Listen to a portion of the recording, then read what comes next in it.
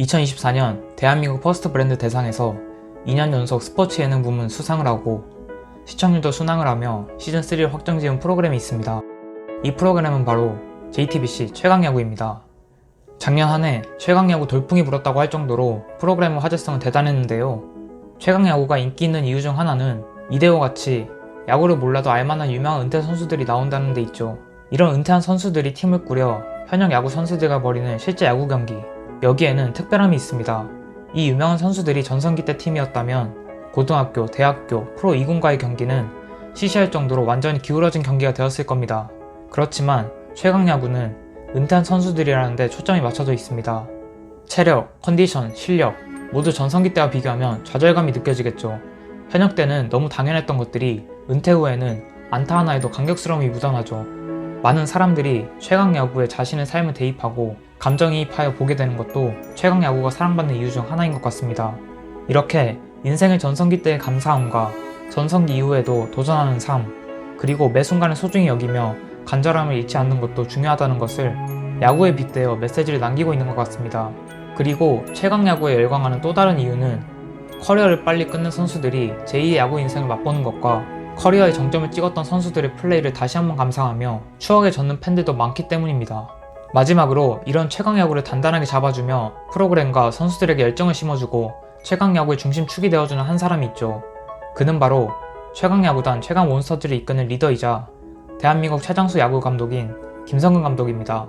그는 80대의 나이임에도 불구하고 여전히 야구장에서 선수들에게 직접 공을 던져주고 펑거를 쳐주기도 합니다. 회사에서 80대의 나이는 정년을 훌쩍 넘긴 은퇴자이거나 미련을 버리지 못한 창업자 정도 될 수 있죠. 일본에서 제1교포로 태어나 20살의 어린 나이에 조국으로 돌아왔지만 반반이라는 조롱을 듣기도 하고 부상으로 이른 나이에 은퇴한 투수였으며 은퇴 이후 은행원과 감독을 경직하며 야구에 대한 꿈을 놓지 않았던 사람입니다. 또 프로 감독이 되어서도 꼴찌만 거듭하던 약팀의 감독을 전전했습니다. 그가 프로 우승을 거머쥐기까지는 무려 25년의 세월이 걸렸습니다.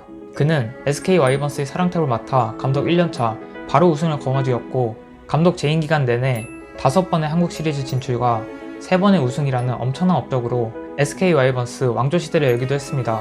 그 이후로 한국 최초의 독립구단인 고양 원더스 감독을 맡는 파격적인 행보도 보이며 개척 정신에 있어서도 누구보다 앞에 있던 사람으로 기억되고 있습니다. 이런 김성근 감독이 최강야구를 맡게 된 이유는 뭘까요? 연말에 출간된 김성근 감독의 에세이 인생은 순간이다 책에서 그 진짜 이유를 알 수 있었는데요. 내가 최강야구를 하는 목적은 선수들을 새로운 무대에 다시 올려놓는 것이다. 세상이 변했다고 혀를 차며 한탄할 게 아니라 계속 나 스스로가 세상의 흐름 속에 있으면서 세상이 어떻게 변해가는지 빠릿빠릿하게 체크해야 한다. 나는 아직도 계속 야구를 공부한다. 책도 무수하게 읽는다. 10년 전, 5년 전 야구와도 다른 게 많다. 그러니 계속 공부할 수밖에 없다. 새로운 흐름에 나를 던진다. 나의 일을 통해 세상에 어떤 의식을 전할 것인가. 최강야구는 승률 7할을 달성하지 못하면 폐지된다.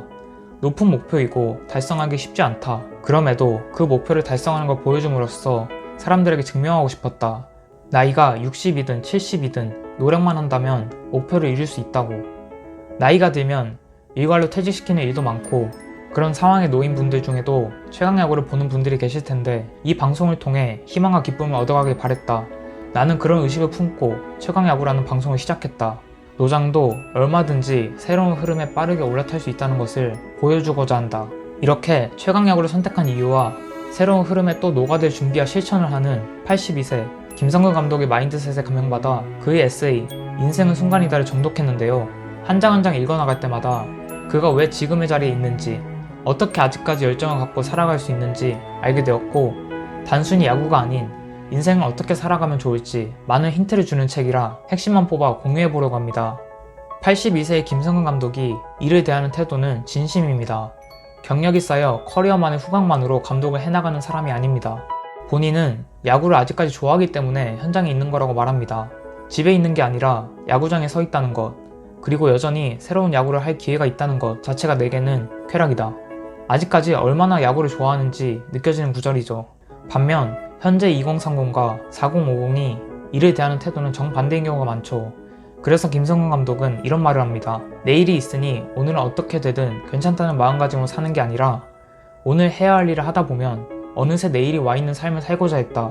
이 구절이 바로 현대인들이 놓치고 있는 마음가짐 아닐까 생각이 들었습니다. 목적의식이 흐릿하거나 현실에 치여 내일의 나에게 미루며 삶을 살아가는 사람이라면 현재의 나를 되돌아보게 만드는 말이 아닐까요? 야구의 신, 야신이라는 별명을 가지고 있는 김성근 감독.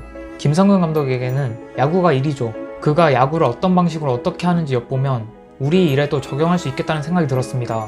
해내고야 말겠다는 의식이 커질수록 잠재 능력도 조금씩 깨어나 꽃을 피운다. 생을 마칠 때까지 자기가 가진 잠재 능력을 100% 발휘하는 사람은 거의 없다. 고작 자기 능력의 20-30% 정도는 발휘하며 살까? 나머지 7-80%의 능력은 어디로 사라지는가?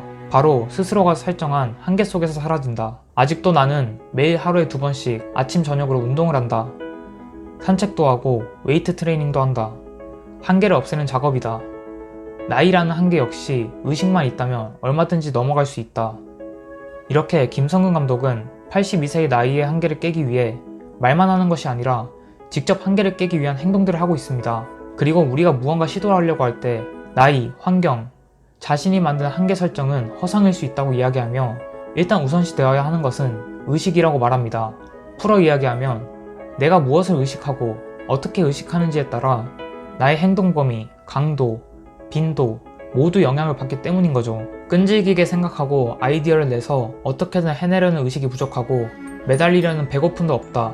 스스로가 너무 부족하다면 남의 것을 훔쳐서라도 자기 것으로 만들어야 하는데 그럴 마음을 먹지 못한다. 그러고선 계속 해명만 하고 훔치는 건 나쁜 것이라는 등 자기 방어를 한다. 오로지 살아남아야 한다는 의식뿐이다. 거기서 방법이 나온다. 제1교포 출신이 한국에서 살아남아야겠다는 마음가짐을 갖고 살아가며 나온 태도로 볼 수 있습니다. 누가 가르쳐주지 않는다고, 노하우를 알려주지 않는다고 포기하고 주저앉지 말라는 이야기입니다. 자신의 밑바닥을 얼마나 똑바로 바라보고 지금 처한 상황 속에서 그럼 무엇을 해야 하는지를 냉정하게 생각하면서 문제를 해결하는 데 의식을 집중했느냐이다. 사람을 발전시키는데 이것이 가장 크게 작용한다. 김성근 감독이 말하는 스스로 발전할 수 있는 방법으로 냉정한 자기 객관화의 중요성에 대해 강조하고 있습니다. 비상식적인 승부수를 던져야 살아남을 수 있다. 그리고 살아남는다면 그 비상식은 곧 상식이 된다. 나는 여태껏 그런 방식으로 살았다. 상식 속에 있는 사람은 남하고 아무리 경쟁해봐야 이길 수 없다. 상식을 쓰면 상식적인 결과밖에 더 얻을 게 있겠는가? 인생의 모든 것이 그러한데 이미 만들어진 길을 그대로 걸어서는 안 된다. 아직 없는 길에 살 방법이 있기 마련이다. 남들과 똑같은 아이디어와 프로세스 뿐이라면 세상은 나를 써줄 이유가 없다. 자기 존재 가치가 있어야 일을 시켜주는 법이다. 도전할 수 있는 발상, 도전하는 행동, 도전을 계속하는 힘, 도전하는 열정, 이 4가지만 있다면 사람은 죽을 때까지 내 길을 찾으며 살아갈 수 있다. 우리는 상식 속에 살면서 비상식적인 결과, 로또, 행운, 노력 대비 큰 성과를 바라고 있는 것은 아닌가? 되돌아볼 필요가 있을 것 같다는 생각이 들었습니다. 50만 부가 판매되고 1년 넘게 베스트셀러에 올라있는 역행자에서 말하는 핵심과도 일맥상통한 부분 중 하나로 김성근 감독은 지도자 생활을 하며 한 번도 아침 산책 루틴을 빼먹은 적이 없다고 말합니다.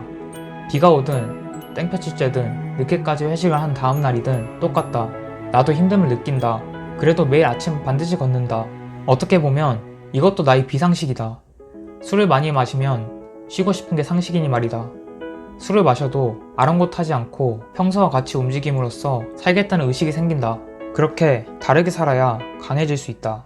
그리고 김성근 감독은 배움과 집요함, 그 속에서 피어나는 즐거움을 아는 사람이었습니다. 많이 읽고 많이 생각한다. 다독다상량이 일상 습관처럼 자리 잡혀 있었고 여기서 얻은 아이디어들을 바로바로 적용시켜보며 행동으로도 옮겼죠. 만약 아이디어가 실패하더라도 또 좋은 아이디어를 찾을 생각에 즐거워했다고 합니다. 나는 배우는 걸 좋아한다. 야구를 그렇게 오래 했어도 나는 여전히 모르는 게 많다. 문제에 부딪히면 이 책 저 책을 꺼내고 뒤적이며 답을 찾아나간다. 틈나는 대로 책을 읽고 생각하고 책에서 얻은 아이디어를 이리저리 적용해본다. 논어 맹자 같은 고전과 리더들의 일대기도 읽었다. 서세술, 심리학, 경제, 주제에 관계없이 읽었다. 한두 번 읽은 것으로는 기억에 남지 않길래 좋은 말이 나오면 줄을 긋고 내 손으로 직접 따라 써보면서 공부를 했다. 살아보니 인생에서는 버리는 게 중요하다. 선입견을 버리는 것, 상식을 버리는 것, 과거를 버리는 것.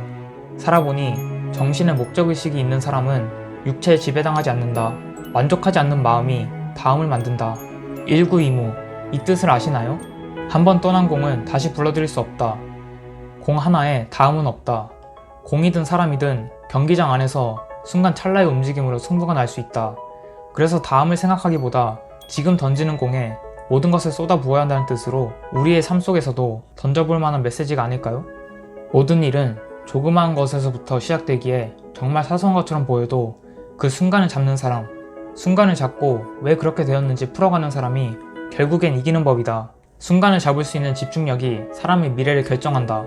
그리고 어떤 자리에 있다면 스스로에게 물어야 한다. 세상에 어떤 의식을 남기고 싶은가? 다양한 스토리로 다양한 관점을 갖길 원하는 사람이라면 지금 이 채널을 구독해보세요.